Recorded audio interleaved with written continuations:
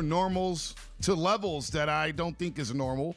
But the Niners, somehow, some way, figure out a way to go 2-0 on the road to start the 2021 football season. They beat the Eagles 17-11. 888-957-9570. Line them up. Line them up because we have plenty of thoughts, but this is your show. Your show. This is Overtime with Joe Shasky, the Butcher, and Bonta Hill. I want to hear from the 49er faithful. Niners figure it out, Shasky. They figure it out with 2 big-time drives and some solid defense today against Philadelphia. I'm going to be honest with you, B. I don't know if I can last the entire half of the year. Forget the whole year. My heart is ready to explode. That was one of the most cement mix first halves I've ever seen during the Kyle Shanahan era.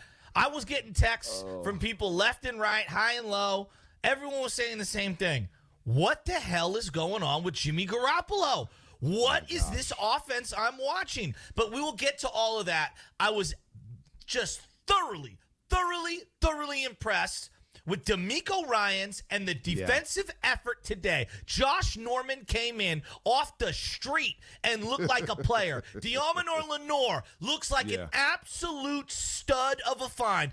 5th-round pick comes in today against 2 wide receivers who are trying to beat you down the field, and I thought he had a hell of a day. He's the first 49er drafted cornerback who actually knows where the ball is at all times, knows where the boundaries are. Fred Warner was outstanding. I thought the defensive line at times got a little tired, but it was a great performance overall.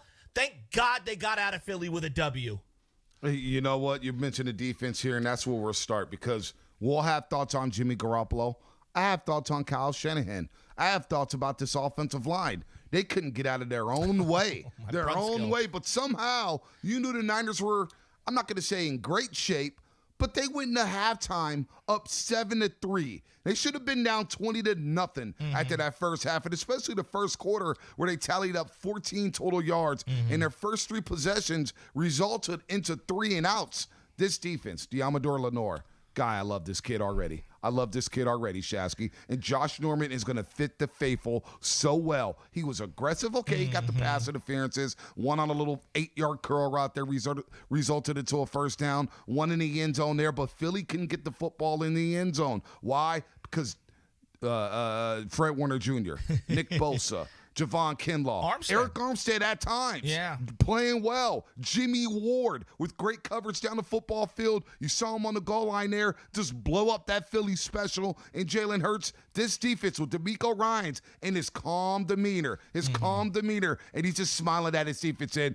good job, boys. Yeah, he's not as boisterous as Robert Saleh. You don't see his veins popping out of his neck, but these guys believe in DeMeco Ryans, and this was a grow-up game for that 49ers defense. All the questions about the secondary, all the questions about missing Dre Greenlaw, who's going to replace him. I thought this defense kept them in a football game, 2 great goal line stands, and they hit Philly in the mouth in the second half.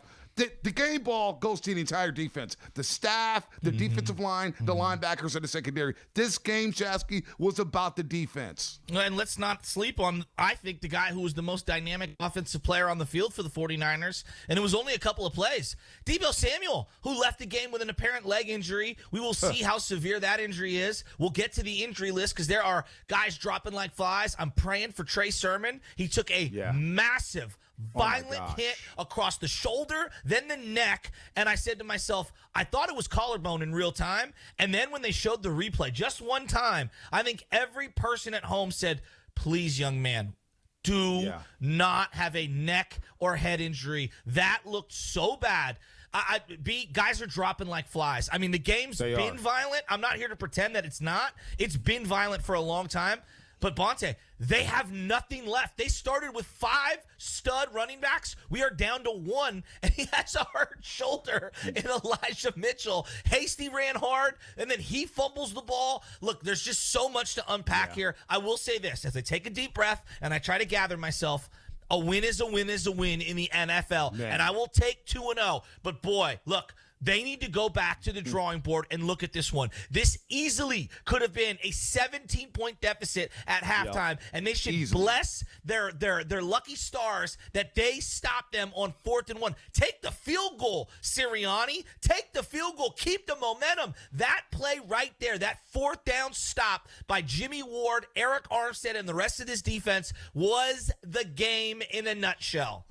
Oh, it was big time the game in a nutshell. They panicked. And once the Niners got down the football field at the end of the first half, I thought, man, they're going to let the clock run out. It was 29 seconds to get the first down. Hasty Kittle did a great job of getting out of bounds on a couple plays to preserve clock, because I felt like Shanahan at that point was just, hey, let's go into the locker room down 3-0, or if we get in field goal range, great. It's all good. Like, everybody would have took in red and gold. Oh, boy, we're only down 3-0 at the half. Great. We'll take it. But it took one big play, one explosive play, Jimmy G to Deebo Samuel to get them down in the red area, and a great design play there where we talked about it on the kickoff show this morning, on our pregame show here on 95.7 The Game. Attention, all eyes going to be on George Kittle in the pass game, especially in the red zone. Well, that got Jawan Jennings wide open. Great read by Jimmy G. All of a sudden, you go in the half up 7-3, and then we'll get to the 17-play, 91-yard drive that ate up 9 minutes off the clock. And Jimmy, look, it was rough for nearly 2 quarters. But the young man did settle down there in the second half, and he made some key throws. And look, he didn't throw the no throw. No. There was a couple of he didn't throw the no throw. He played a lot better in the second half, and we saw no snaps for Trey Lance today. So, look, you'll take the win. There's a lot to clean up. A lot to clean up. This is far from the finished product. They got to get healthy. They have to get bodies back. You got to figure out who's going to run the football next week. You got to figure out who's going to be blocking next week. Hell, we don't even know who's going to be catching passes next week. Brunskill got used like a turnstile today. He looked like a BART meter that you would jump over to hop on to a platform at the BART station on Balboa. That was one of the worst performances in a half I've seen from an offensive lineman in a 49er uniform. He literally got pancaked 8 consecutive plays. I counted 8 consecutive plays. I've never seen anything like it. And look, I also have to give some credit here, and I want to break down Jimmy Garoppolo in just a second because I'm very frustrated. We got the full amount of Jimmy G on display today. They got the win. It's great. Javon Kinlaw, DJ Jones, Kentavious Street were the unsung heroes in today's game. They stuffed the run outside of a couple of plays by the elusive running back for the Philadelphia Eagles. Miles Sanders, thank you. Yeah. But I thought that they were outstanding in this game, and boy, was it good to see Nick Bosa dominate. Wow. Look, Shasky, Nick Bosa's back. We'll get to Nick Bosa, number 97. He's back in a big, big way, and now he's starting to get more confidence into that knee. He's starting to get more confidence in, I'm over this ACL injury. I can do things I did back in 2019. Let's go hunt quarterbacks. And they started hunting Jalen Hurts. I want to give Armstead some credit. He looked bad in the first half. I saw him getting blown off the football. I saw him blowing containment assignments. In the second half, he cleaned it up. And it started actually in the first half off that Philly special. He recognized a trick play. He adjusted. He forced that. It was a great play by Eric Armstead. You mentioned DJ Jones, the unsung hero, and we've got the barbecue sauce in the cabinet right now, Shasky, the DJ Jones barbecue sauce. The 3rd and 1 play where all the momentum was on Philly sideline. To blow that 3rd and 1 play up in the second quarter was huge. All of a sudden, they do line up for a field goal, Shasky, and Javon Kinlaw gets his big mitts up there to block that field goal. That was huge for this football team. And for them, not giving up on that play, on that possession, when they're at the 1-yard line, the Philadelphia Eagles, and Jalen Hurts drops back and throws an absolute dime to Jalen Reagor. Tart and Lenore not quitting on that play to tackle him inside the 5-yard line.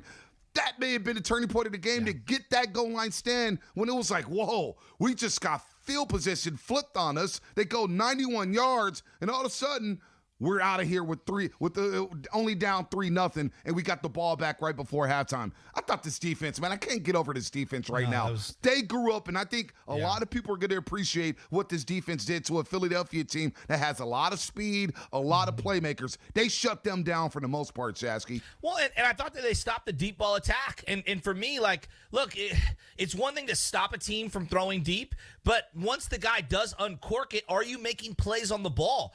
Ward, Tart, Diamonor Lenore, Josh Norman. Everyone's making plays on the ball. And yes, Norman had a couple of personal fouls. I thought they were ticky-tacky. I thought he brought a level of physicality in the run game, in the screen game to step up and knock some guys. I like what I'm seeing. I like it. And look, let's tell right now. Is Josh Norman better than what Sherman brought to the team last year? I think it's better. He looks quicker. That's what I'm saying. He looks more athletic. He looks physical. And he looks like he wants to play. And he's desperate to play. You know what I didn't see from Richard Sherman last year? And I don't want to harp on Richard Sherman, but Richard Sherman lacked desperation. He lacked a sense of urgency, and he was worried about his pockets, and he was worried about other people's pockets. And to me, he tapped out of the season last year. He tapped out. Josh Norman sitting at home thinking, am I going to play again? Am I going to ever play again? Now I have an opportunity to play with the team that is loaded with talent. They need me. I got a job right there waiting for me. And I thought that junkyard dog attitude, trash talking on the sideline. Totally. Sure, you're going to get beat on some plays here in the NFL. There's too many talented wide receivers. The rules help out the offense so much. But this guy, Josh Norman, brought a tenacity that this secondary desperately needed after last week. You lose Jason Verrett the way you did. You watch Dante Johnson get cooked at barbecue chicken all fourth quarter against the Detroit Lions.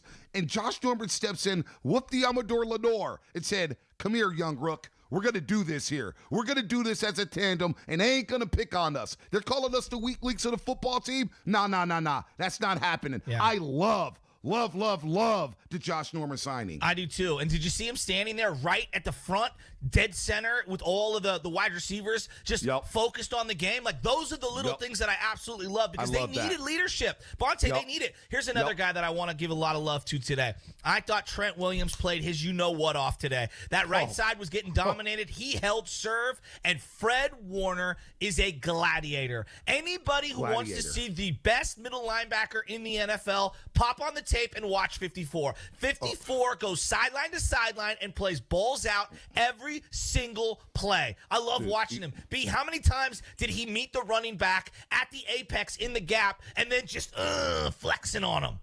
You saw it in the first quarter. He made a play at the line of scrimmage, and he ran upfield 10 yards and let his presence known at the link. By himself, number 54, and he pumped his bicep there, and he said, I'm here.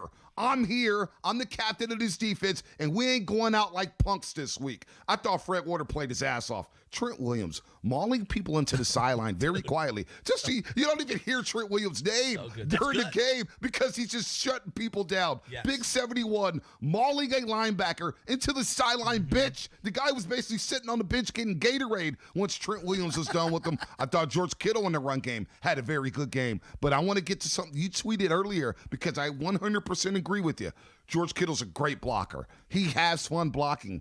But I need him to make plays in the passing game. Thank you. Outside of Deebo Samuel, I need more explosives. We'll get to that. I thought Mitchell, early on, he was shaky running the football. He got better running the football. Physical for him early. I thought it may have been too physical. Yeah, this wasn't Louisiana Lafayette. He learned that early in this football game.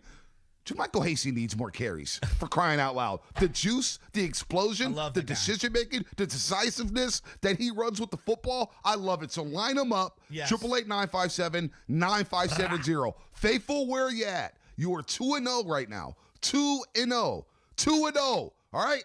You're coming back home for a home opener against the Green Bay Packers on primetime Sunday Night Football. How fired up are you that you left the link, you left the East Coast 2-0 in an absolute body bag game? We talked about it all week. It's going to be a physical football game. It's going to be a hard-hitting football game. And guess what? It was a hard-hitting, gotta-have-it football game. Let's start this party off with William in Oakland. William, what's going on? You're on overtime here on 95.7 The Game. Hey, what's happening, gentlemen? I saw Guru on the first time in my life on TV. He had a hell of a haircut, by the way. I got to throw that out. Goo had a haircut that I'm like, he's faded out. But you're totally right. And our receivers are blocking, and we're running with nothing. And that being said, we're going to be all right, man. I think so. I think that Garoppolo has stepped up his game, man. Everybody was talking bad about him this year, but I really feel like the Garoppolo he's pulled into his caliber of a starting quarterback in the NFL, man. He's our guy, man. Well, okay, I'm glad that you brought this up because we're here now, all right? I thought Jimmy Garoppolo was as bad as he's looked in a 49er uniform in the first half. Now, he did have 2 great throws to Deebo Samuel. One over the middle. It was like a 25-yard gain. And then, obviously, the big play in the 2-minute drive. And he fit it into a tight window. That might have been one of the most precision Jimmy G passes we've seen. But, B, he was high, he was late, he was wobbling, he couldn't hit screens, the decision-making, and his ability to get the ball down the field. Now, did he scramble? He did. I thought he used his legs today in a way that I haven't seen him do that often, and I like that part of it. But the ball placement and then the ability to not be able to make a throw that, to me, is a layup throw on the outside beyond the hashes time and time again in the first half, I thought he was going to get yanked. Now, look, maybe I jumped the gun on that. I was asking for a couple of RPO plays from Trey Lance just to mix it up, just to see if we can get a pop play. What's the point of having the 2-quarterback system that you talked about all offseason, and then you're stuck in the mud and you don't use the guy that you said could give you a pop play? To me, it made no sense. No, it made no sense. And look, I don't know if he would have got benched. I don't know that if you want to put the young kid, maybe I'm Trey too Lance, in a premature. situation like that. Maybe. I look, it was floating around there. He looked that bad, though. He looked that bad. He looked bad. Awful in the first half. He was jittery G, not Jimmy G. He was jittery G in the first half. The speed of the defense, the way they were flying around, my man couldn't even get a screen pass on point. You know what I'm saying? It was wobbly coming out of the screen passes. He was high to Sanu early in that football game, high to Deebo Samuel, high to Brendan Ayuk when he was wide open. But you know what? I give Jimmy credit. I agree with you. He stood in that football game. I agree. And look, he was getting hit. Fletcher Cox, Hargraves, these guys were coming, all right? Sweat. I'm glad the 49ers, hopefully the 49ers don't have to see that defensive line again. They were humming. That safety, I don't know who that safety is, Wallace. He was laying wood. But, dude, they were hitting in Philadelphia. There's no doubt about that. But you know what? No doubt. But you know what? Jimmy hung in there. Yeah, he did. He hung in there. I will give you Despite the Eagles, he hung in there, and he made key throws in that second half. How about that? It's going to be a roller coaster coaster ride with number 10. How about that third? I thought the biggest play of the game, it was like 3rd and 2, 3rd and 3, and they jump it. We ended up getting a first down anyway because of an offsides. But Jimmy scrambles for a first down. He scrambled multiple times in this game. If I was looking, yes, the Deebo throw was great. It was awesome. It was the scrambling for me when there was no play to be had. That was all right, that's the Jimmy G from just a couple years ago. No doubt. Some injuries are reported here from Cam Mimmon, our 95.7 The Game insider. Elijah Mitchell, shoulder. Trey Sermon, head. 2. Jermichael Hasty, ankle. 3. Givens, D-tackle, ankle. 4.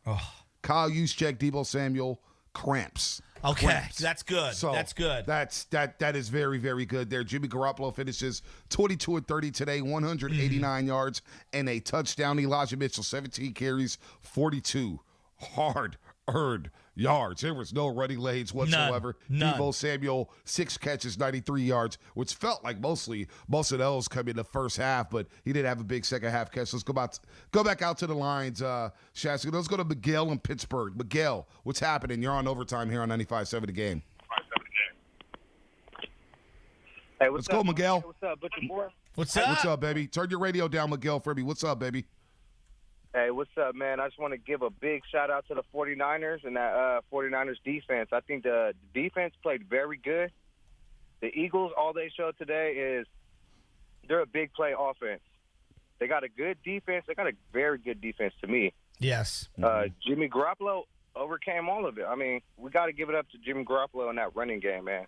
Well, so here's the thing. Look, I don't want to dump on Jimmy. It's a great win. It's a great win for the team. But Jimmy Garoppolo, I don't know how much longer he can hold off Trey Lance if he's going to look like he did today. All of the offense outside of 3 plays were screens, slants, quick hit stuff. It was a lot of scheme and not a lot of making plays down the field. He missed so many throws. And now, look, you can have these bad games. You can have them. But again, You have got to find a way to get this guy in rhythm if he's going to stay under center. Because if you're going to run a bunch of stuff that's 2 and 3 yards, I might as well let the Rook do that, because the Rook can do that. The reason that you're playing Jimmy Garoppolo is because you're telling me it's a sophisticated offense. What I saw today was not a sophisticated offense. Now, the sky's not falling. The end is nowhere near. But if you think you can do that against Seattle, against the Rams, against even Green Bay, and run that kind of an offense and win, I just don't see it. You have got to be more explosive.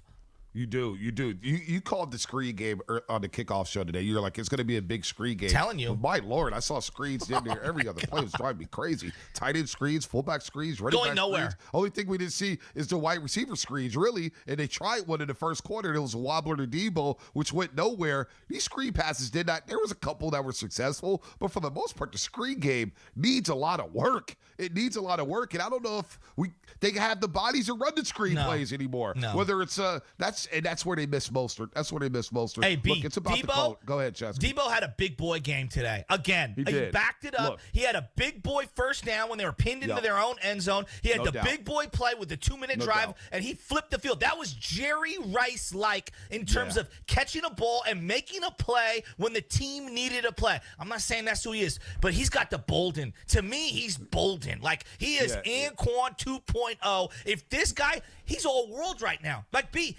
is balling. plays like this. He's going to the Pro Bowl. I mean, he is balling because Brendan Ayuk's on the milk carton right now. And he made a nice Trent catch, though. Sherfield, dude, he had a great first down catch. Get him more in the game. That mystery is so weird to me. I don't even know what's going on. Unsolved mysteries. Trent Sherfield wasn't in. He didn't see much action. took a it's hit. just too much. It's just too much Mohamed Sanu. I need Excedrin right now because Mohamed Sanu being on the football field, not only is he's in the slot, he's returning punts. He's wearing number 6. Shanahan, again, is driving me insane with this stuff. What is the deal with Mohamed Sanu? Get Ayuk on the damn football field. Let's go. Bonta. Let's He's go. the new Jarek McKinnon. He's Oh, the new my Jarek gosh. McKinnon. I got to hear from the fans. Unbelievable. I know. He's wearing number 6 like he's a unreal. baller. Like this dude is borderline was in retirement last year, and he's got to run in third down slot plays. I know. Corner end zone. And he got bailed out on the pass interference. Oh, they gave the 49ers a gift on that third down. That was an gift. absolute gift. There was no way Mohamed Sanu was getting to that ball at the back pylon. Thank you, officials, for that one, because that gave the 49ers Totally. a 14-3 lead. Let's go to Chambry down in Arizona. Chambry, what's happening? You're in overtime here on 95.7 The Game. Hey, fellas, yeah, you guys hit on pretty much all the points. I mean, yeah, I don't know what in the world is going on with our coach. I mean, I'll take the TD, but when you see Jawan Jennings, Jawan Jennings getting a touchdown for us over Ayuk, over Sherfield, I'm not really sure what's going on. But, man. Shamby, real quick, Shamby, about that one with Jennings. At least they're using one of these wide receivers that they drafted, for crying out loud. Can we see more of that? Can we see more of that, Shamby? I'd rather see Jennings than Mohamed Sanu. No, for sure. I'm not saying so. No, that's why I said Sherfield or either Ayuk. But, yeah, I'll take touchdowns any day as long as it leads to a W. But I just don't know what's going on with our coach. But, I mean, I think some of them off plays by Jimmy as well was the defense, kind of mucking it up and throwing that timing off. So I don't want to put it all on him. But, yeah, once we got our third possession, I was calling for Lance, at least a play or two, like you guys said, to switch up the tempo, give us a spark or something. Yeah. Run an RPO. You already know. Yeah, you already know where I'm going to end. Something. The biggest takeaway for me, and I'm not going to say his name because my cousin Jay told me just to refer to him as 91. But that whole left side, boys, I don't know what's going on the defensive line because it's just losing containment left and right. And the minute you guys put Bosa over there, he puts pressure and makes a couple plays. So Hey, Bosa I'll was take the outstanding. W, boys, and let's stay positive. We on to the next one. No, it's a big win, and the defense deserves the game ball. I thought D'Amico Ryans, the adjustment to go away from the wide 9 early in the game to stuff the run, and then this combination, whether it was Kinlaw and Givens, whether it was Kinlaw and Street, Kinlaw and DJ Jones, these guys were stuffing the middle. And I thought Fred Warner played his you-know-what off in this game, Bonta. Oh, man. You're absolutely right. This defense, Fred Warner flying around, may have been his finest hour as a 49er. DJ Jones, stuff in the middle. And Eric Armstead got down and dirty in that second half. He had a good game. He's a captain on the football team. He had to. And he collapsed the pocket. I thought Bosa, when he got his second sack, that was created because Eric Armstead took on the center and Jason Kelsey and the guard and just stuffed them and just bulldozed them back right into the Jalen Hurts there. I thought he was really good. D4, didn't see much of D4 today. This was not a typical D4 game. You know why? Because Philadelphia has physical tackles. Yeah. And these are the type of games where D4 struggles in. But Kinlaw showed me something. Look, this team grew up today, especially defensively. The game balls are going to all the defense. The game ball's going to the defense. Let's go to Rob and San Bruno. Rob and San Bruno here at Overtime on 95.7 The Game. What's up, Rob? What's going on, fellas? First off, let me give my boy A credit. He balled out there, just like you just said a minute ago. That sack that Bosa got, it was Armstead in the inside, pancake the center, and he flushed him out, and Bosa finished the play. Secondly, I want to give credit to them DBs. 38 and Ward, they played well today. Especially 38. They tested him. He gave him a few, but he made plays, and I thought Tart played well. But, look, man, I love the ground and pound game. I love it. Trust and believe that. But it's no Frank Gores or Garrison Hurst on this team. I don't think we're going to last long. I don't think our backs can carry the load like that. What was the average play? 2.5 yards a carry? I mean, I'm playing this quarterback for $7 million, man. You got to be able to throw that ball. I text Bonta in the middle of the game. I said, "Damn, when the last time Jimmy threw the ball?" They didn't want him throwing the ball. I don't understand it. If you're going to play like this, like you said, Butcherboy, I think. I mean, Trey can do that. Exactly. His offense wasn't no exotic style. It was pound the rock, hit the outside. Right. That's what it was, and hold the clock. They don't even trust Jimmy to throw the ball. I don't think we can win like this. I love to win, but I don't think we have the Bill Kyle back for us to stay healthy and play like this for a full year. This is why I don't like when people say, "Oh, Cal, he's going to manipulate the run game." No. Talent always beats scheme, and we've seen that today. Great win 49ers, great win defense, but I'm not sold on this running game. I'm not sold on the back because they're young. And look, his mic cut. Good Great call, Rob. He was on a roll. Let me get in here on this one because I think this is a great point. This is not a Super Bowl roster. I keep hearing everyone says, "Well, it's a Super Bowl roster. You're here to win the Super Bowl." Did that look like a Super Bowl roster today? It did not look like a Super Bowl roster. Okay. There's talented players, and you have enough to get there. But no, this did not look like a Super Bowl roster today. It looked like a 10-7, 9-8 football team. Exactly. That's what it looked like today. Exactly. They've got some holes. Forget the secondary. Right guard is still a big-time problem when they face interior pressure. You don't think Aaron Donald's going to do this? You don't think J.J. Watt, even though he got hurt, you don't think he's going to do this? This is going to be an issue for them moving forward. I cannot watch constipated offense anymore.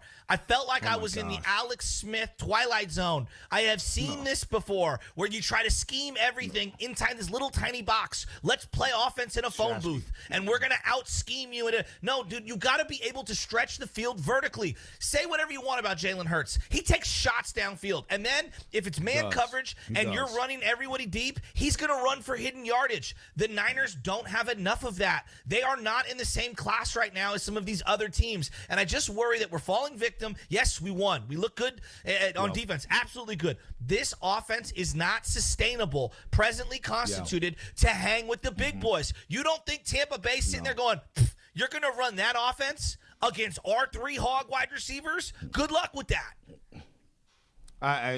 You're absolutely right. It's like watching football in the early 1980s. You know what I'm saying? You might as well put the wide receiver in a 3-point stance. You might as well have him line up in a 3-point stance if you're going to run the football like you are. 3.1 yards a pop today. 38 carries, 117 yards. Mitchell averaged 2.5 a carry. 2.5 a carry. All right? That's not going to get it done here from your starting running back. Hey, we got to take a break. We blew through the break here. All right. We got to take a break. Line them up. 888-957-9570. This show ain't about Shasky and I. It's about you, the listener, you, the 49er fan. What are your thoughts on today's win? They are 2-0. It wasn't pretty. It was one of those gotta-have-it type of games, any type of way, and the Niners figured out a way to win a game and still won in Philadelphia 17-11. 888-957-9570. Line them up. Your calls are coming up next here on Overtime on 95.7 The Game. Running a business comes with pressure. Remote workforces, HR compliance, retaining top talent. you start to feel boxed in. Fortunately, there's Insperity. They put 30-plus years of HR service and technology to work, offering my employees competitive benefit options while lightening my HR load. Instead of obstacles, I'm surrounded by people empowered to be their best. With Insperity, nothing seems impossible. Insperity, HR that makes a difference. I hired a huge celebrity to promote my cluck sandwich with more sauce, bigger pickles, and 50% bigger filet. So you're just gonna eat? Okay. My new $6.99 cluck sandwich combo. Only at Jack in the Box. Plus tax, limited time only. Price and participation may vary. Small drink and small fries. Are you curious about who offers the best deals on top-rated Samsung, LG, and Sony TVs? The answer is surprising. It's not online, and it's not the warehouse clubs. The best deals on top-rated TVs are at Video Only. Don't believe it? Then check out the trade-in deals at Video Only. How about $500 for your old TV? Try doing that online. Before you buy that new TV, drop into Video Only. If you don't, you'll be sorry. At Harris Ranch, we do beef, just like we've done for over 50 years. Beef that's raised locally right here in California.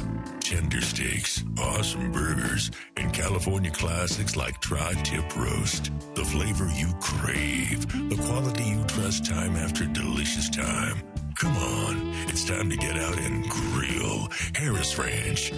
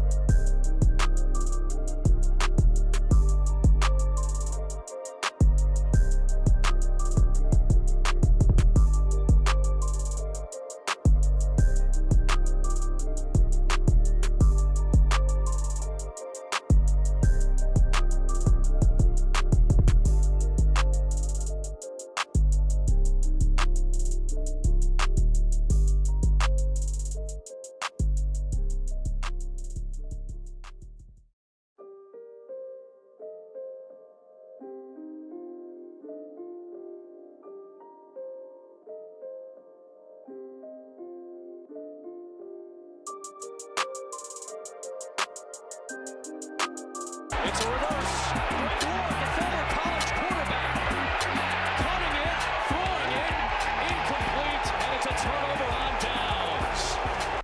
Now back to Overtime with Bonta Hill and Joe Shasky.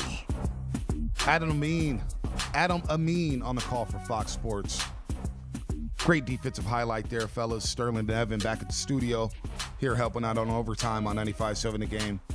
Eric Armstead with a great play. Jimmy Ward with a great play. This defense won this football game for the 49ers. D'Amico Ryans, way to grow up as a defensive coordinator. Fred Warner Jr. playing like the best linebacker in all of football. How about Josh Norman and Diamador Lenore? How about those corners without Jason Verrett? You know, there was no Dante Johnson on the football field today. Ambry Thomas was inactive. Look, Josh Norman, Diamador Lenore, this secondary, this defense, they all deserve game balls for the performance today. We're going to get back out to the lines for a second here. But Shasky, some injury news here. Brandon Graham for the Philadelphia Eagles may be out for the season with a torn Achilles. No. So not only was it a body bag game for the 49ers, it was for the Eagles as well. Their offensive lineman guard, Brennan Brooks, believed to suffered an injury to his pec. So they got nicked up as well on the other sideline because you know what? Let's be honest. Both these teams were hitting today. They were hitting. Yeah, that's really unfortunate that he's out for the year. I mean, this could be one of the end of a career type of injuries. I mean, that's that's a devastating injury. Look, the injuries through week 2 of the NFL is out of this world. I mean, Bonta, they're out of this world. And I know everyone wants to limit hitting and limit all of the contact in the offseason. There's just something more to this. There's something going on, and we need to do an analytical deep dive on this because these bodies crashing into each other during the regular season, they are not built up with the callus to be able to withstand the blow. I mean, you see that play from Trey Sermon. He's lucky to get up off the field. Whoa. And that's just an accident. I don't blame anybody. You're just out there flying around trying to make plays. I don't think that's one of he got tipped up. I mean, it's just, oh, God. Everybody's hurt. Dude, you know, everybody's hurting. You talk about the Trey Sermon hit. He's now in concussion protocol. If it's just a concussion, which is not a good thing, we don't like seeing head injuries here, but that was a violent, and I mean violent hit. I heard three different times on that one play where he got hit. Bow, bow, bow. It was, whoa, what's going on here? I mean, for a first carry in the NFL, that's how you go down. Good Lord, that was violent. Let's get back out to the lines, though. 888-957-9570. These phone lines are absolutely jam-packed. Let's go to Matthew and San Bruno. Matthew, what's happening? You're on Overtime here on 95.7 The Game. Hey, Bonta. Hey, Shasky. What's up, buddy? What's up, baby? I thought the game was awesome, but what I didn't like about the game was the injuries, because they had a lot of injuries last year, too, and this year they're having almost a lot of injuries like last year, but they did good with the defense, and offense was okay, wasn't that good. But I thought it was crazy that they had 2 fumbles, and then the Eagles had 2 personal fouls. That was crazy.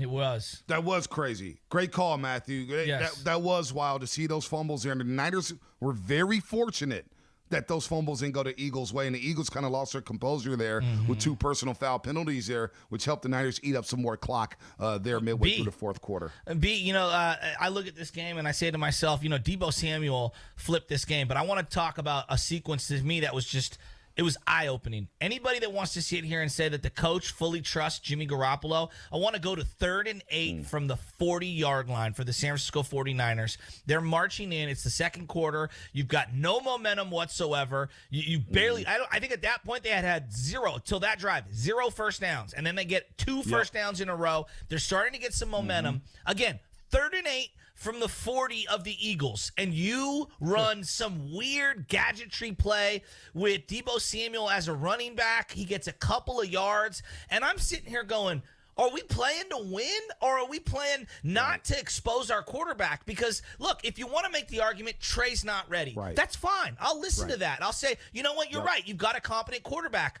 Name another starting quarterback in the NFL who's not dropping back on 3rd and 8 from the 40-yard line and throwing the ball. Like, what is this? It's not even Lamar Jackson's even throwing the ball in those circumstances. I don't understand it. They punt the ball to the Eagles. Eagles are at like the 1-2 yard line. They drop back and throw a bomb deep downfield. I cannot get over the amount of confidence the Eagles have in Jalen Hurts as basically a rookie to drop back in his own end zone and make that throw. And yet, the guy who's been to the Super Bowl in Jimmy Garoppolo, who's making $26 million a year, can't throw the ball on 3rd and 8. Now, you want to blame Kyle Shanahan. I'm kind of here for you. Kyle, let the guy, if he's going to play quarterback for you, you have to empower him and throw the damn rock. I don't care if he looks rattled. Otherwise, play the rookie. This is all, to me, this is all on Kyle Shanahan. I don't understand what we're trying to do here. Right. No, it's an excellent point.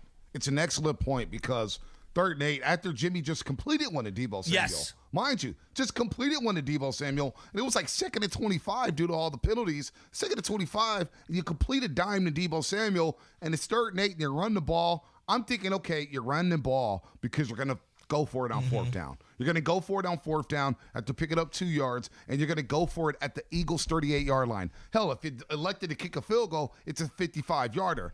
I get it. You don't have confidence in Robbie Gould to kick a 55-yarder. I get all that. But you punt the football. You punt the football away after running that play. And I'm thinking to myself, damn. I mean, you imagine if that was John Elway. You imagine if that was Steve Young. You imagine if that was, hell, Aaron Rodgers playing quarterback, Tom Brady. You think they're running the football on 3rd and 8?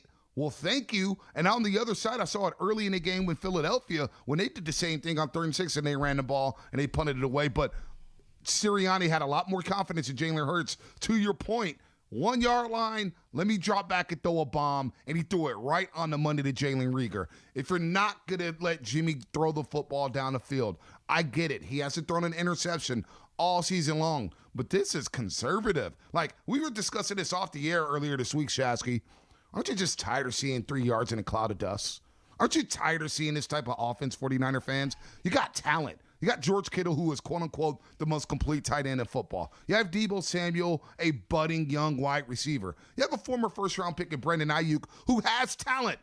Forget what's been happening so far in training camp. The guy can play. We saw that last year. He can play. Trent Sherfield, we'll see who he is. We'll see.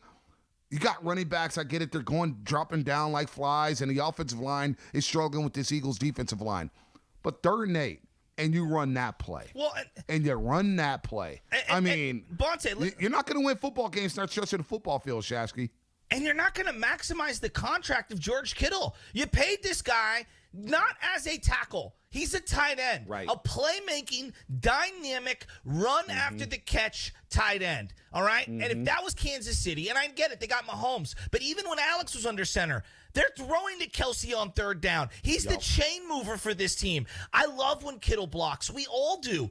But dear God, I'm paying him $20 million a year to make plays down the field. That's what this guy's getting paid to do. I'm not saying that the guy can't be an inline blocker from time to time. I'm saying let's move the ball a little and get the ball to my 2 playmakers, Deebo and Kittle. I need to get them the ball in space. That's all. Give me Ayuk in space. Give me Ayuk in space. What's going on with Brandon Ayuk? I don't know. This guy can't get on the football field? I'm serious. The Mohamed Sanu thing is something I just don't understand. I just don't understand it. I don't. Let's go back out to the phone lines here. Let's go to Kyle in Pacifica. Kyle, what's happening? You're on overtime. You're on 95.7 The Game. What's up, guys? Yeah, the defense, man, they played great today, but this offense is one-dimensional, and it's telegraphed, and we need Trey Lance in the ballgame. Just space everything out. I'm tired of Jimmy G. Man, I'm happy about the win, but it's got to stop. We got to get Trey Lance in the ballgame. Thanks, guys. Wow. No problem. No problem. Niners go 2-0. No, and that's the first call. And look, Kyle's not wrong because I got a text from my buddy Jason out there in Chi-Town, works for TNT. He's a big James Wiseman fan when it comes to the Golden State Warriors, but Jason is a diehard 49er fan from Chicago. Met him in Boston, Shasky. He knew everything about the damn Niners. I said, okay, that's fine. But just got this text about 11 minutes ago from Jason. Jimmy ain't it. We ain't winning the Super Bowl this year with Trey, but, man, Jimmy can't make simple plays. That's where we're at. That's where we're at right now with Jimmy Garoppolo, huh? Well, here's where I'm at. Before we go and flip over the Trey Lance card, right, before we even get that far, How about you actually use the Jimmy G card? Like, that's what I would say. Right. Look, is he missing throws? Of course he is. Let him play himself into rhythm, though. Kyle, and you know what? Set him up with a couple of easy plays here. And let's set the record straight. Jimmy played well on the last drive before halftime, He was awesome. in which they went 97 yards and took a 7-3 lead. Best throw of his and career. he was really good, and I thought at times he was really good in the second half. Jimmy stepped up. I get it. This defensive line was beating up the 49ers offensive line in pass protection. They were eating him alive. I didn't see any blatant Jimmy Ono through, maybe one when Deebo Samuel broke up a pass there on the left sideline where he threw it off his back foot. There was no velocity. But for the most part, I thought Jimmy, once he settled down on that drive before halftime, in which the 49ers went 97 yards, I thought Jimmy Garoppolo played solid quarterback. And I'm here to say, I did not, during 1 second of that game, did I say, boy, I wish Trey Lance was out there. No. Boy, they need to replace Jimmy Garoppolo. We're not saying that. No, we're not saying Jimmy Garoppolo should be benched. What we're saying is he's going to have to play a bit better here, and Shanahan's going to have to trust him more to help the 49ers go to where they want to go. Bonta, it's use your best players. If Jimmy Garoppolo is one of your best players, allow him to throw to the two best players on the team in Deebo Samuel and George Kittle on offense. Like, you want to prove something about dog houses, and you're trying to set the record straight with Ayuk or Sermon or whoever it is. Right. That's great. This is the NFL. This is not the junior varsity Sacred Heart team. No. Like, what are you trying to prove? I am trying to win games in the NFL. And you know how you do that? Playing your playmakers, giving them the ball down the field with a chance to make plays. And I just didn't see that today. Look, they threw a zillion screens to try to offset the defensive pass rush from the Eagles. I liked a lot of that. But you're throwing to guys who are the fourth, fifth, sixth best playmakers on the team. I like Kyle Juszczyk. How's he got more looks this year than Brandon Ayuk? How? Bonta, how? How does that happen? I don't know. Mitch in New Jersey. Mitch, what's happening? You're on overtime. What's going on? How you doing? It's funny. In the Super Bowl, had they run the ball, they would have beaten Mahomes. But now he want playing conservative. It seems like the last couple of years that after their wide receivers, running backs, it's just kind of. I thought he had such a great set of running backs. I know most sets is hard for you. And one more thing, Nick Bosa, him and his brother are going to be in the running for MVP talk this year. He's an incredible athlete. I mean, he's getting so much attention. The rest of the line keeps playing, and the defense, we know defense we're going to be fine. The front is going to be fine this year. What do you think? And thanks for taking my call. Yeah, defense is going to be great. Defense gets the game ball today. Every single one of those guys. Up front, linebackers, secondary. Jimmy Ward, who was one-on-one. He was awesome. At times, deep down the field against Devontae Smith, against Jalen Reagor. Jimmy Ward made plays today. Jimmy Ward earned that number 1 jersey today. There's no doubt about that. Jimmy Ward, the communication on the back end, getting guys lined up right, playing in the box. Jimmy Ward earned that number 1 jersey today. He played his ass off, Shasky. You know, Bonta, I thought he was fantastic today, and I thought Jaquiski Tartt made a couple of nice pass breakups as well, laid a couple of big-time hits. Look, the secondary that we were all worried about, to me, they played great today. Great. I'm not sure that they can do that against some of the more seasoned receivers that are going to be coming up on the schedule. The Seattle receivers, the Los Angeles receivers. Obviously, Arizona's got receivers. But this was a big step forward. If Josh Norman can just be functional, which is what I saw today, they're going to be in a good spot because this defensive line, to his point, Nick Bosa is special. 3 sacks on the year. He's got 7 tackles. He is a monster, commanding double and triple teams, and they used him all over the field today. I saw him on the left side, the right side, back to the left side, back to the right side. I loved what I saw from him today. Yeah, number 97 was special today. This defensive line took behind him. D Ford a little quiet today. That's all right. He's got next week to recover. He had some good pressure on a couple plays. He had some good pressure a couple times, but he'll have a more favorable matchup next week against the Green Bay Packers. Let's go to Carlos in Concord. Carlos, what's happening? You're on overtime. You're on 95.7 The Game. Hey, what's going on, guys? So, I mean, I'm not going to lie. Before this game started, we got to talk all week. We're wounded. You see that stadium in Philly. It was packed. You're getting them vibes. Like, this is going to be a close one. This is even one we could possibly lose if things don't fall our way. And early on, look how the game starts. Things not falling our way. Well, what we got to give credit to is the bounce back. Those are the games that Jimmy, it looked like I got the vibes of that Miami game before Jimmy got hurt. when he was playing hurt. Excuse me. So that's what I had in the beginning. We bounced back, and look at what we did after that. Defense won us the game. 2-goal line red zone stops. It was just defense won us the game, but Jimmy, we got to give him credit. He came through. I thought that he made a great adjustment to play within the fabric of the offense. I still want to see them open it up. I don't think it's all on Jimmy. Look, Jimmy was bad. He missed easier throws today. A couple to Sanu on the outside. I can't believe I'm saying that out loud. One to Debo that was high. I just want to see Kyle Shanahan use the best players on the team. Ayuk, Debo, and Kittle. Those are the guys that need to get more touches down the field. And it's going to open up the offense and open up the run game holes. Right now, they are not running the ball well between the tackles. Every good run play was a toss to the edges, which I'm okay with. But you've got to be able to get under center so that you can open up that play action game. You might have to next week open it up by airing it out early to set up the run, because clearly this week Philadelphia was saying, we are not going to allow you to beat us between the tackles. And they won that battle. No, you're right. You're right. They did. Absolutely. Let's keep going to the phone lines here.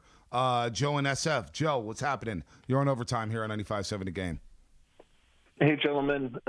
This was both a lucky offensively and well-earned defensively game.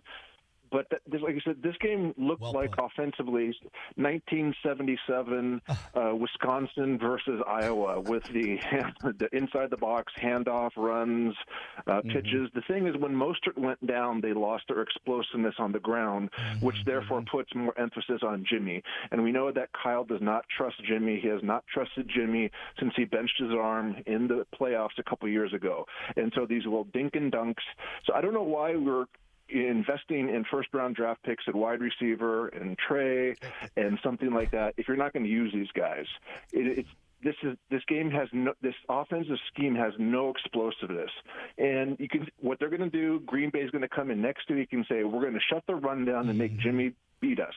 And we know that Kyle does not trust Jimmy to attack downfield, so it's going to be some more games like this. That's a great point. That's a great point. I mean, look, we'll get to Green Bay, we'll get to Jimmy Garoppolo, but I want to make a point here.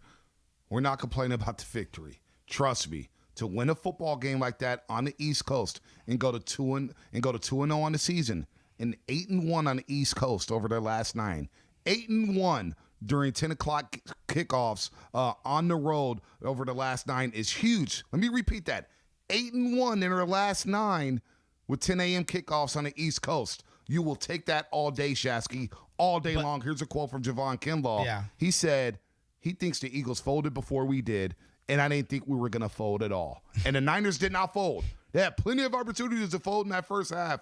They did not fold today, especially that defense. His play of the game was the blocked field goal. I can't remember the last time the 49ers blocked a field goal. I legitimately cannot remember a time that they did that. He is just an absolute monster. This is why the guy's got to play. I mean, he's a huge human being. Here's the thing on Jimmy G.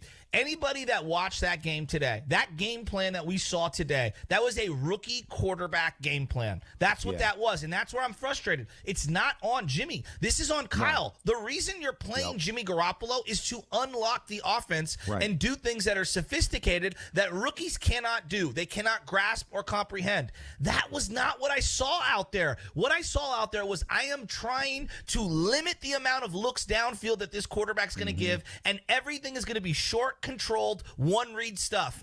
That's not helping anyone here. Like, I get it, you got the win, and it was a great win, and I'll take it.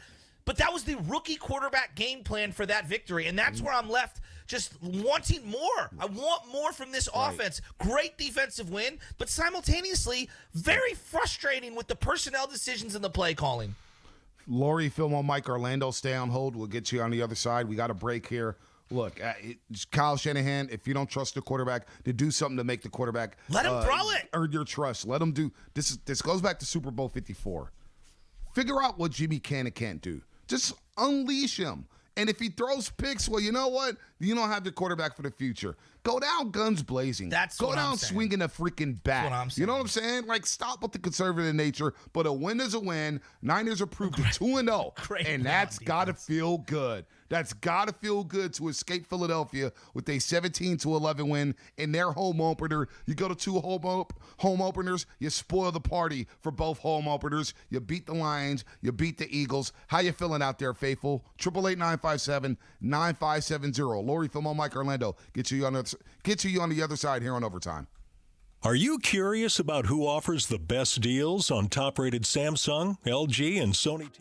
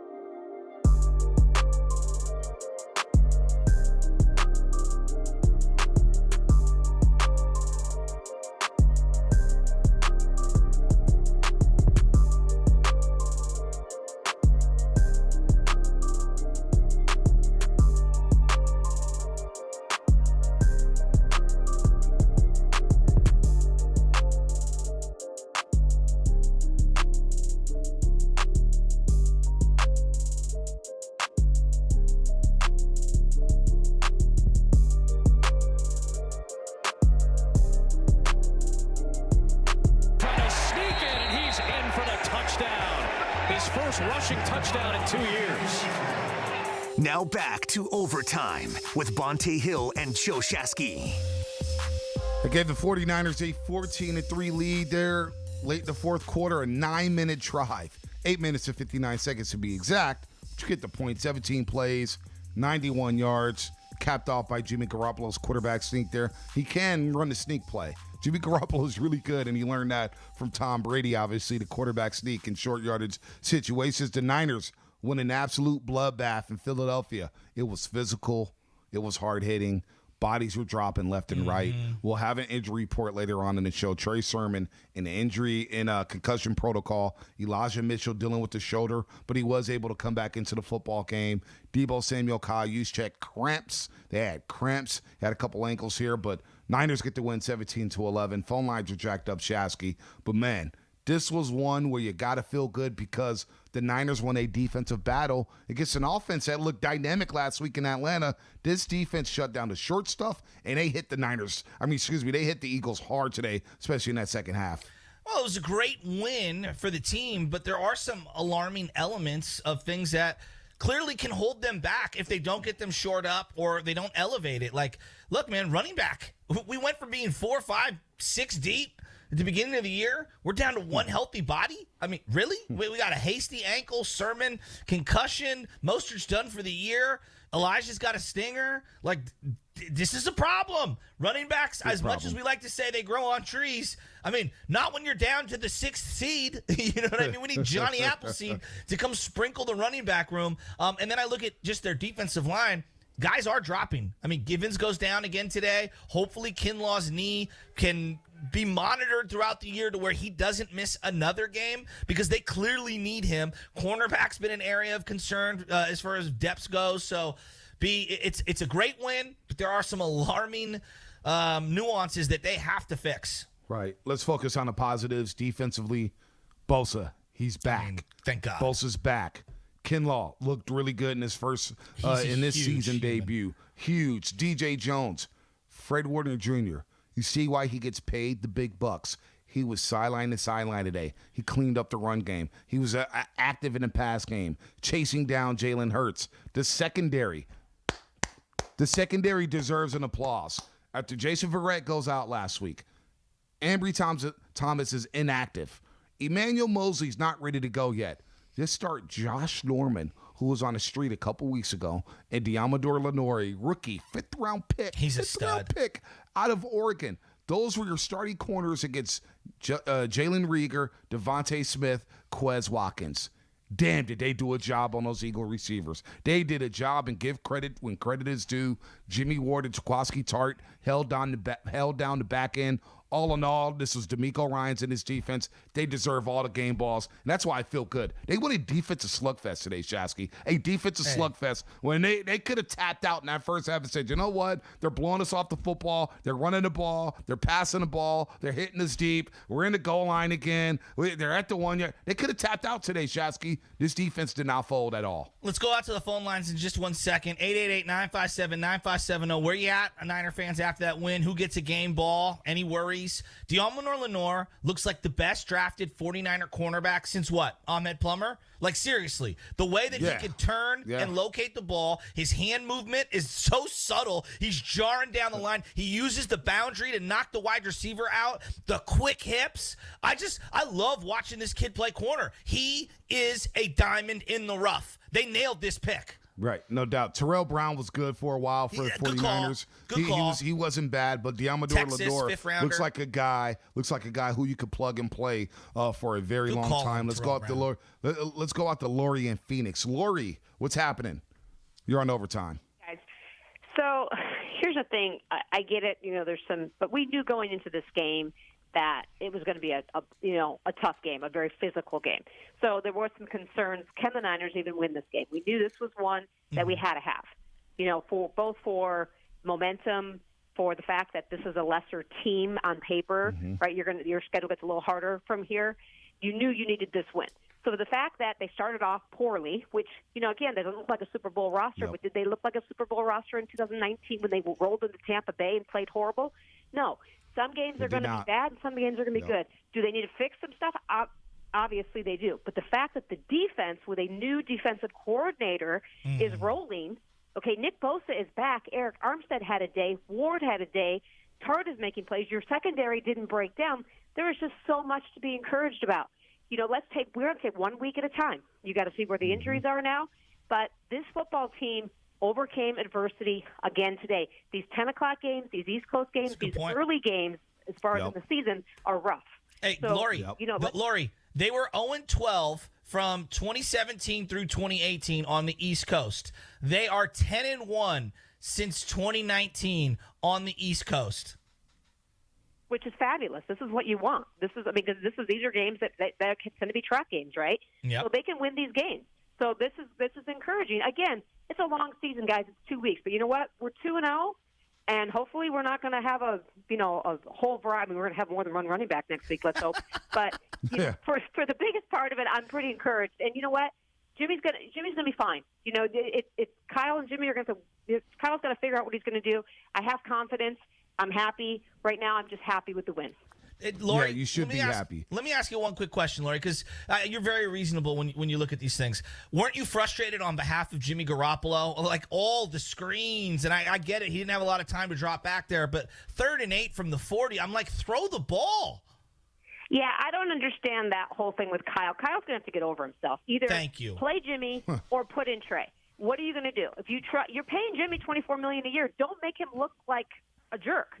You know, you're making him look bad. And Jimmy showed he can handle. You know, he's not great. He's not elite. He's not going to be – I mean, hopefully Trey Lance is going to be elite. That's not Jimmy. But you know what? Set him up to have success. Don't you want to win a Super Bowl? Exactly. One way to do that is to have your quarterback have success. So I agree. You know what, Lori, great phone call. And I'm going to say my thoughts on Kyle Shanahan for tomorrow morning.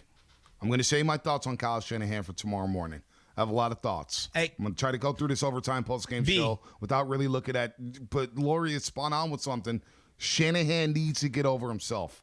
He needs to get over himself. I don't get the game plan. I don't get Mohamed Sanu. I don't get the lack of playing Brandon Ayuk. I don't get the lack of throwing the football down the field to Brandon Ayuk and Deebo Samuel. I don't get running right up the middle against this great front. This interior defensive line of the Philadelphia Eagles had 14 pressures on quarterbacks last week alone, and yet you want to run right at them? Shanahan, I'm going to say my thoughts for tomorrow, Shasky. I want to anoint Lori the first queen of the postgame show. That's number one, because she's such a legendary caller. She always hits on it.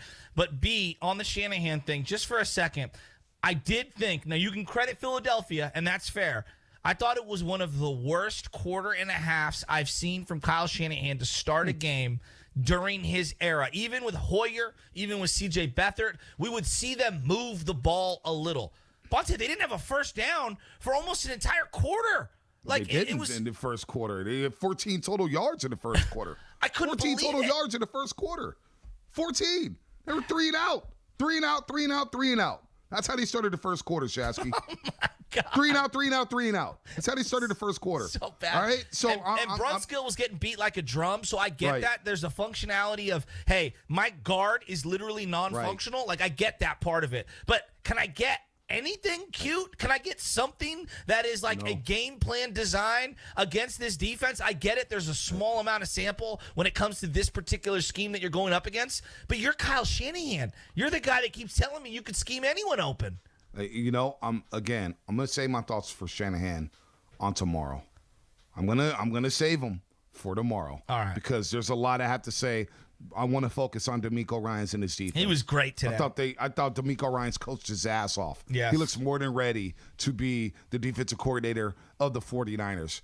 This defense, Jimmy Ward, Fred Warner, Javon Kinlaw, Nick Bosa, I thought this defense, they carried this football team like they did in 2019 early on. Remember, Lori touched on it. The defense early in the season in 2019 was special, especially early on. The 2 pick sixes against Tampa Bay to open the season opener, beating up Cincinnati.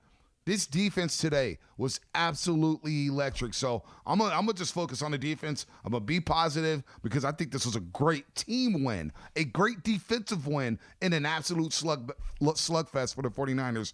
I want to get negative tomorrow with Shanahan, but I'm not going to focus on that right now because I feel a little good, Shasky. I feel good about the win. Let's go to Fillmore Mike. Fillmore Mike, what's happening? Hey. What's up, man? Great win, man. I mean, every win isn't the same. Shasky, you was talking pregame. We need to throw some screens. So I don't know why you disappointed in the screen game. For one, for two, let's also look at some of the throws that Jimmy made. Like y'all said, he was off. So if your quarterback is off in the beginning of the game, you have to sort of get him in the rhythm. So that's why they went to the screen game. He was clearly off.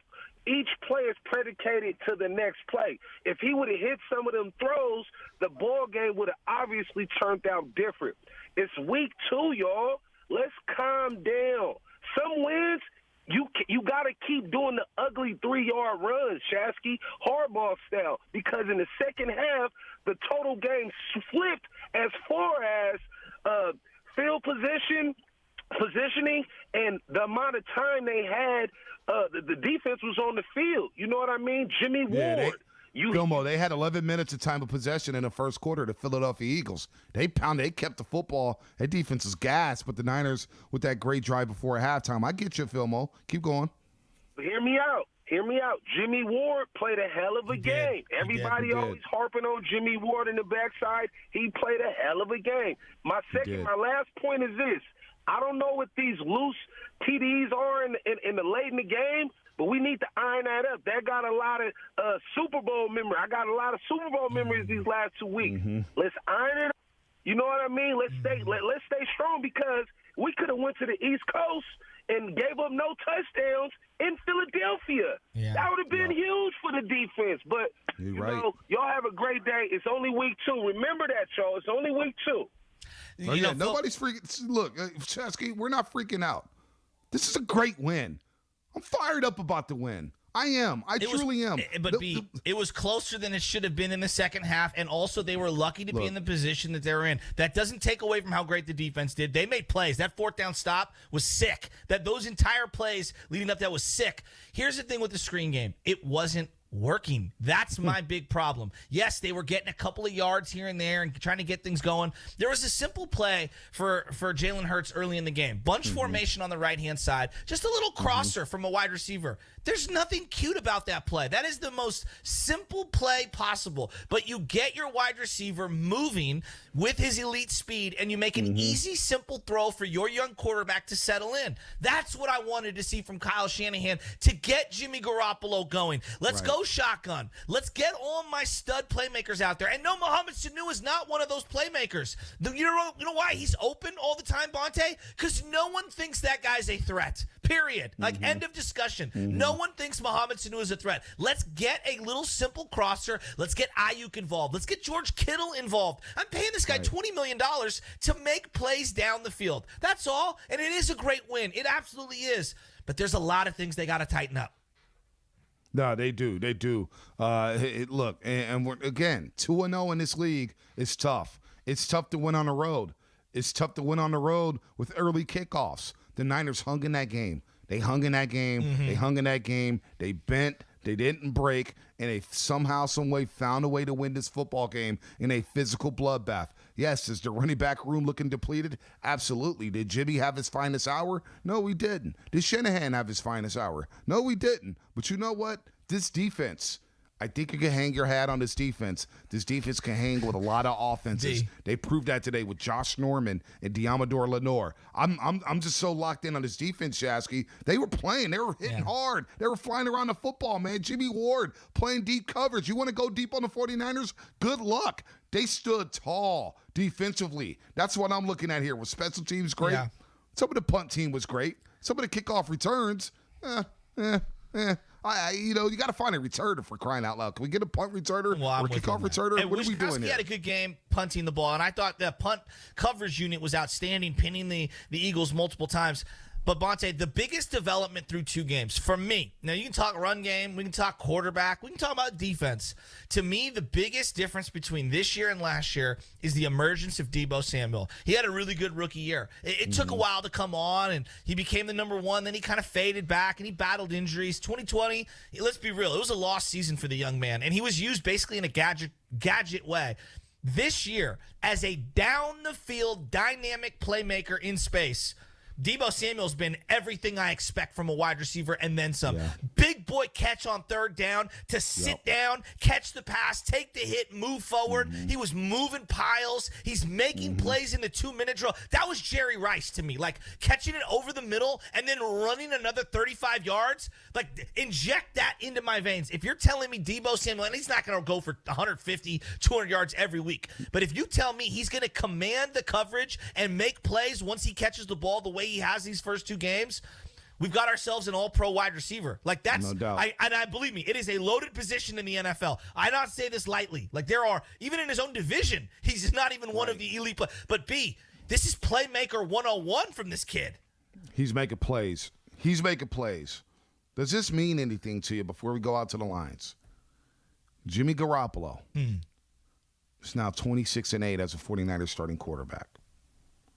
First quarter, 3 for 7, 19 yards. Rest of the game, 19 for 23. 19 for 23 the rest of the game. And it didn't look pretty. The box score, it didn't look pretty. Didn't at all. But you know what? The guy found a way to make plays in the second half. He found a way to make plays after a rocky start. Jimmy Garoppolo deserves his flowers because I don't think that was a greatly game-plan game by Kyle Shanahan. I don't think he put Jimmy in the right spots at times, put him in a position to succeed. Jimmy moved around in the pocket. He used his legs. He made plays in the second half in a big boy game, and he didn't flinch. To me, this is a huge, huge win. This is a big game, In that environment, I'll take it all day long, Shasky. Are you surprised? I'll take it all day long. Are you a little surprised that he didn't yank him for Trey, or at least see Trey for a snap or 2 here and there? Because Maybe I'm surprised they didn't play Trey, but I would have been very surprised if Shanahan yanked him. In that environment, against that defense, you don't put Trey Lance in that position. I'm with you. Because, one, you yank Jimmy G, you kill his confidence. You put in Trey, he looks bad. All of a sudden, you kill his confidence. Yeah. Now the team is thinking, what the hell are you doing, Shanahan? Yeah. What's going on here? He's stuck with Jimmy. You stick with Jimmy until he point blanks craps to bed. Like, you don't pull Jimmy in a 3-0 game. Now it was 7-3, and he looked good on that last drive before halftime. But my mind, personally, I was not thinking, hey, go yank Jimmy Garoppolo. That did not cross my mind one time. Well, I'm going to freely admit, it's not yank Jimmy. I wanted to see Trey go out there just to see if they could get a pop play in terms of I wanted to see Sermon and him run an RPO. They got so much yardage in the preseason on the RPO, whether Trey, holds it and keeps it and goes to the left or the running back goes to the right, just to mix it up a little, just to give Philadelphia something to think about, because it did feel like their defensive line, they weren't just dominating, they were suffocating the offense. Brunskill got destroyed in the first half. He got destroyed. He got destroyed all game long. Right guard is a problem for this football team. It is a huge, huge problem. Let's go back out to the lines here. Orlando in Colorado. Orlando, what's happening? You're on overtime here on 95.7 The Game. Hey, how's it going, guys? Good. So I just want to comment. Definitely good, hard-fought win. We need it. Keep the momentum going. But it just drives me crazy. The players we have, and our offense is boring at times. I mean, we have Brandon Ayuk, Deebo Samuel, George Kittle, Trent Sherfield, and we're only getting 300 yards a game for this game, anyways. Now we need to use them more. And I know Jimmy's a little one-dimensional, and at times Kyle don't trust him, but he played good. He finds ways to make plays, but sooner or later you have to use these guys that you're paying lots of money to, and that are dynamic players, and our receivers and George Kittle and I'm sorry, Jimmy cannot throw the ball downfield. I mean, even in 2019, there were so many times I remember in the Rams game, it was 30-16. Yeah, he found Emmanuel Sanders, but that should have been a touchdown if he throws it out in front of him instead of underthrows it. Sanders has to come back for the ball. And yeah, I understand we got to get him going with these screen passes and stuff, which is good, but man, we can't overuse that because then they just don't work, and we end up third and long. And I hear so that's just what I want to say about that. I don't know what Shanahan's doing. And Kinlaw, huge in the run game, came up huge for us. We need him. And I want to mention someone else I think kind of maybe got a little overlooked today, and that's Wisnowski. Man, he was putting that game, getting them pinned deep in their own territory. But good. Again, good win, and hopefully we can build on momentum, and hopefully Shanahan can start trusting his players a little more. Good call, Orlando. Good call. Call us back, man. Very good call there. You're right about Wisnowski. Wisnowski has had 2 good weeks in a row in Detroit and out there in Philadelphia. I thought he punted the ball really well today, Shasky. Yeah, absolutely. And I thought the kick return coverage unit was outstanding in terms of pinning the ball down. And then, you got to give the Eagles credit, man. They were taking shots downfield. Like, that's one thing. I love a team that takes shots downfield because it stresses the defense. And you never know. You might get a PI and get some free yardage out of it. You give your young playmakers an opportunity to make plays down the field. Jimmy Garoppolo, regarding him, he missed a lot of throws early in this game. He looked rattled. I love the fact that he scrambled. You keep bringing this up, and I'm going to keep saying it. The way he moved in the pocket was very encouraging because that's what we fell in love with the old Jimmy. He's going to miss throws down the field. That's kind of who he is. But he's a guy, when he's in rhythm, he can really start to strike. And, boy, it was nice to see them go a little up-tempo, even though Shanahan wasn't calling a timeout. Right. I think they need to mix in the up-tempo for Jimmy G specifically. He seems to play better in those frenetic situations. Is that just me? No, it's not just you. And you saw Philadelphia run up tempo. Yeah, and that's when they had most of their success. They ran up tempo. You keep the same defensive personnel on the field. You don't allow that defense to make a sub. I thought the up tempo worked. Go more up tempo with Jimmy Garoppolo. Go more up tempo, period, here with the 49ers offense. Get it moving. Get some juice going. Let's go to Richie real quick in Santa Clara. We'll get to Larry on the other side here. Richie, what's happening? You're on overtime here on 95.7 The Game.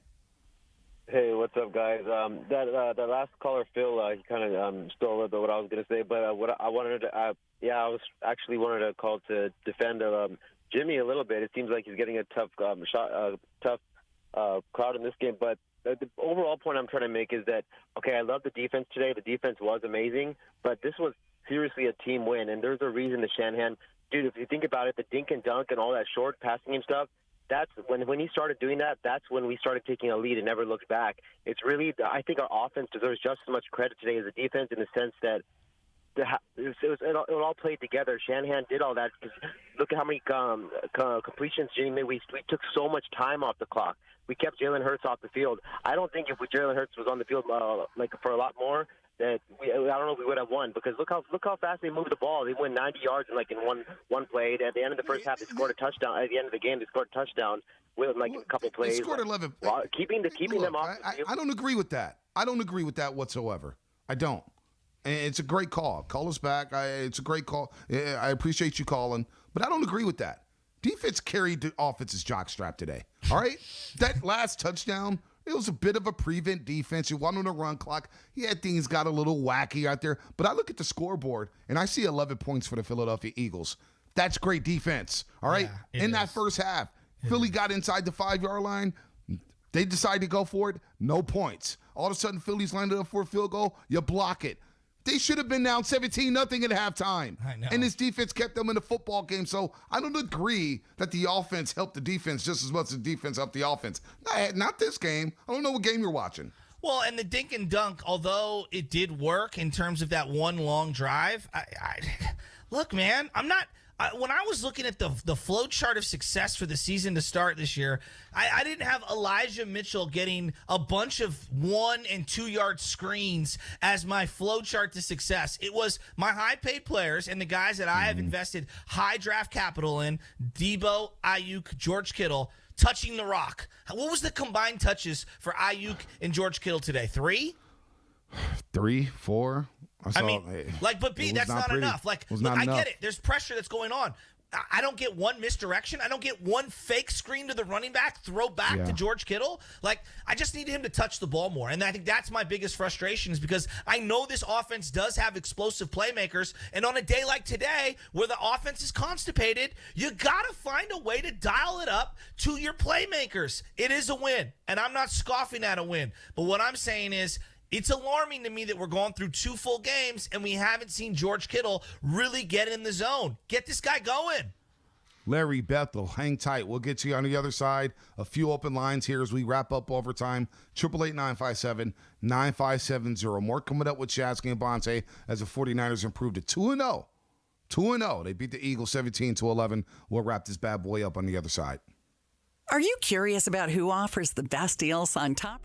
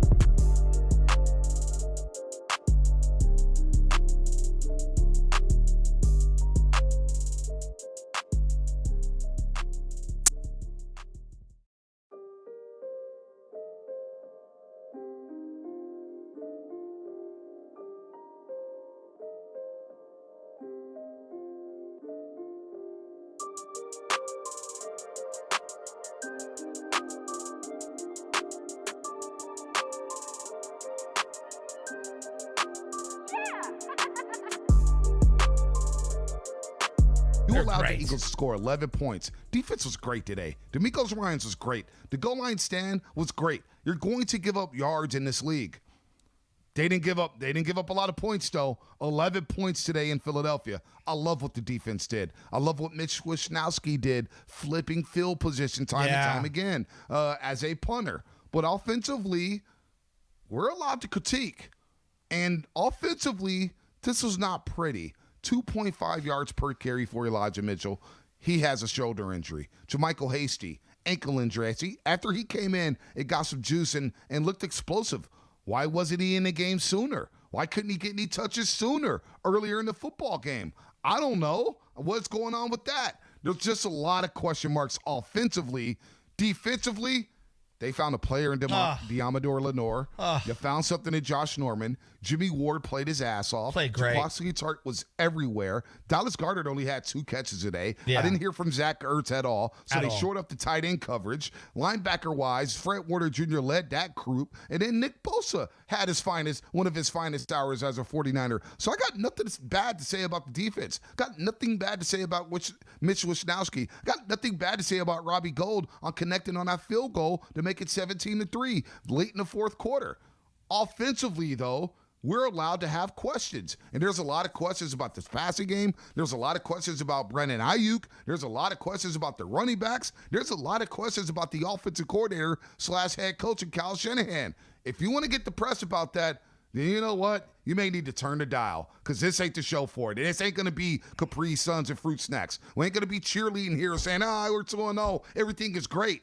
Everything ain't great right now. It ain't great with the 49ers offensively, and that's a fact. Let's go to Mr. B in 510. Mr. B, what's happening? Bonta, I have to tell you right now, I'm trying to stay calm, but I am disgusted with people complaining about this game. When the 49ers won this game, I was happy as hell. I'm 63 years old. I lived through Montana and Steve Young. Jimmy G is not one of the greats, but he is tough. He's rugged. After that first quarter he had, he did not collapse. He kept getting better as the game went on. As he's better in the clutch. He was resilient and rugged. And for all you United fans complaining after this game, you guys suck, man. That's all I have, Bonta. You know, V, he had a nice drive at the end of the second quarter, the 2-minute drill. He made a hell of a throw to Debo. I think it was one of the best throws he's ever had in a Niner uniform. A great throw. It was a great play by Debo as well. Both can be true. He was bad in the first half. Like the reality is, if you were watching that game and you weren't saying, oh, my God, Jimmy looks completely rattled, then I don't know what we were watching together because I was watching a different game than those people. Did he rebound? Of course he did. Of course he did. This was a game the Niners held on for dear life and were lucky that they could punch that last touchdown in after it got overturned. B, you have to keep it real. I was worried they were going to get a false start or a holding call and move them back a couple yards and just kick a field goal there. No doubt. I'm with you. Let's go to Carpenter and Bay Point. Carpenter, what's happening? You're on overtime here on 95.7 The Game. Happy to have Niners 2-0, open it up on the road. I think Eagles got a pretty good defense. You know, they had a good game plan to shut down the tight ends and the wide receivers. I thought they responded very well. I thought Jimmy showed some nads there. You know, the quarterback sneaks. And Shanahan, I think they'll get better. I think they got a lot of new guys on the team. They got some rookies are playing. The cornerbacks did really well. The defense did really well. I'm just 2-0 on the road. You got to like it. I think the season just started. I think it's going to get better. Shanahan's got to figure out who he has and what's going to happen. I'm real excited about the Niners this year. Go Niners, baby. Absolutely. Go Niners. Absolutely. Hey, look. There's a lot to be excited about. Look, I'm not telling people that you shouldn't be fired up over a 2-0 start. This was a body bag / physical / gotta have it type of game. And you found a way to have it. You found a way to have it. You hit the Eagles. You out-hit them today, especially in the second half. You out-physicaled them. You took the crowd out of the game. I'm fired up that they're 2-0. I am extremely happy. You know why? Because this is a defensive battle that when everything went wrong in the first half. And at halftime we said, damn, they're up 7-3. Yeah. They're up 7-3 because of this defense. I'm excited about being 2-0. But there's going to be questions moving forward. You know how we roll, Shasky. We're not going to just gloss over, say, you know what, Jimmy played okay, but it's fine. He's going to play better. I'm not going to say, oh, Shanahan, he did a great job coaching. No, we're not doing that. We're not doing that on overtime. You guys know us. And you Bonta, listened to the show long enough, Shasky. Well, and Bonta, let's look reality here. The reality is, wow, you don't really have any healthy running backs. So if they really want to continue to move the ball on offense, they're going to have to throw a little. Like, they're just going to have to. You can't run it down everyone's throat every week with one healthy running back. Like, you just can't. Right. We went from 5 healthy running backs a week ago. Now you're down to 1. You're down to 1 legit healthy running back right now. And let's be honest, every single one of those guys that, whether it's Sermon, whether it's Elijah Mitchell, whether it's Jermichael Hasty, all these guys are very unproven. So to think that they could take 200-plus carries and last into a deep playoff run or to even try to go after the division, I have to see that before I can grant those guys that opportunity. Very few players in the NFL are built the way Derrick Henry's built to take 600 carries over a 2-year period, right? I don't even know if any one of these guys can withstand 220 carries throughout a year. The guys are dropping like flies, so I'm a little worried there. But, to your point on the defensive line, you have to be encouraged. The linebacker play, you've got to be encouraged. And, my God, I feel like they found a gem in Diamanor. That, to me, is the most important thing coming out of 2 games. Did they find a steal in a cornerback at a position they desperately needed one player to step up, who are one of the young guys that they've invested in, and just ball out? Check. Right. That kid's done that. I'm so happy with Diamanor. I'm so happy there, and I'm watching CeeDee Lamb with a big play right before halftime. Cowboys almost scored against the Chargers, and I'm looking at CeeDee Lamb as a second-year wide receiver like, damn, where's Brandon Ayuk? He can do that. He could do that stuff. Like, where's Brandon Ayuk at? And you talk about George Kittle, our great guy, Sterling, doing a great job on the board today. Evan producing the show, great job all around. George Kittle, Sterling just sent this to us. George Kittle's only been targeted 115 times in his career once. That was back in 2018 in a lost season. And his career high in TDs is 5. Travis Kelce has been targeted over 115 times in the last 5 seasons. And he scored 5+ touchdowns in 5 of his 7 seasons. 34 touchdowns in the last 4 seasons. George Kittle, 14. I need George Kittle. Like, who is this on? Like, I'm looking offensively. You're going to have to score points here. We'll end it on a positive note. Last call here. No, but here's the thing. Here's the thing real quick. What do you get this call? Let me rubber stamp. I just want George Kittle to be prioritized in the offense because he's an elite playmaker who can help this team win. It's that simple. Right. And I think he can make the job easier for Jimmy Garoppolo. Let's go to Danker real quick in the city. Let's end on a high note here on overtime. Gentlemen, this is how it goes with Kittle. We want him to get more targets, but what are teams doing in Ayuk? They take away your best defender, offensive player. They make the field smaller. So what does a good offensive scheme do? You forget about that offensive player too, and you maximize the players you have that you can use as weapons. And right now, on the high-low tree, defenses are shading towards Kittle, and Debo is eating, and Jimmy knows that. And a good quarterback and people who know offense know Jimmy's thriving off Alex Mack telling him what to do, and Debo getting open from Kittle. So at the end of the day, it's all on Jimmy. Shanahan is making this happen, but we're in neutral. We're on neutral. We could be going faster with the better scheme because of our quarterback's lack of deep ball. So, guys, Niner fans, it's a long season. Let's just stay healthy, stay positive, and just keep chugging. Take care, guys.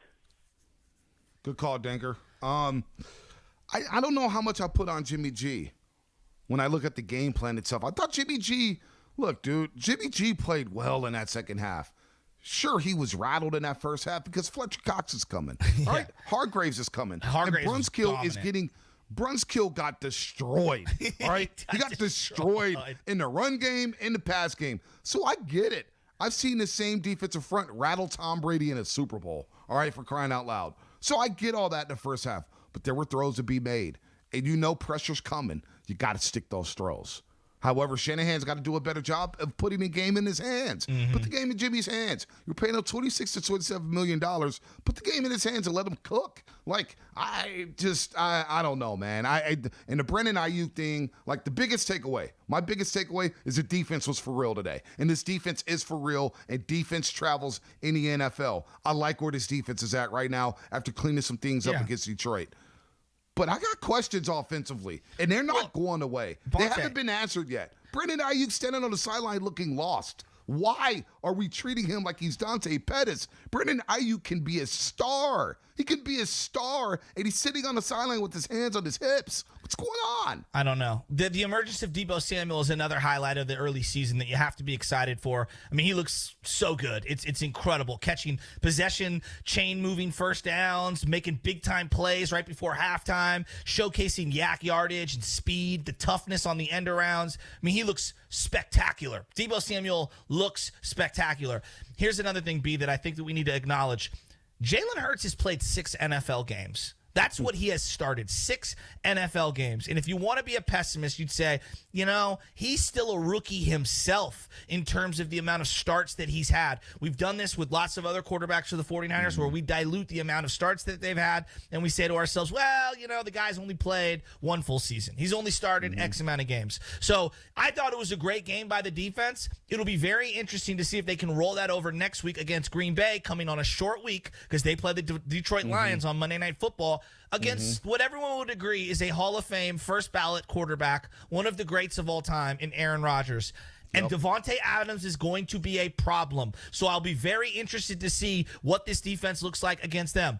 But through 2 games, you got to love the pass rush. Yeah, I love the pass rush. I love the defense. And I love the fact that they are 2-0 to start the season. 2-0. You sweep the East Coast swing here to start the season. Now you come back home for a home opener against the Green Bay Packers, who will be without David Bakhtiari. That is a very winnable game. And my premonition here, Shasky, of starting the season 3-0 is alive and well. It's alive and kicking, baby. The Niners have a chance to improve to 3-0, just like they did in 2019 against the Green Bay Packers. They win 17-11. Great stuff, Shasky, as always, here in overtime. Sterling and Evan back at the studio. Excellent job back there. Coles and Kyle Madsen will take you up until 6 p.m. right here on 95.7 The Game. They'll recap the Niners and Eagles game. And you think if we're being hard on the 49ers, just wait until you hear Jim Colzamore. Just wait until Jim Colzamore cracks the microphone here on 95.7 The Game. Have a great Sunday, everybody. We'll talk to you tomorrow on the Morning Roast, 6 a.m. sharp. No huddle, all that stuff coming up on the Morning Roast. It's going to be guest-free tomorrow. It's going to be about you, the listener, the callers, all that stuff from 6 to 10 tomorrow on the Morning Roast. That's it for us today. See you at 6 a.m. Are you curious about who offers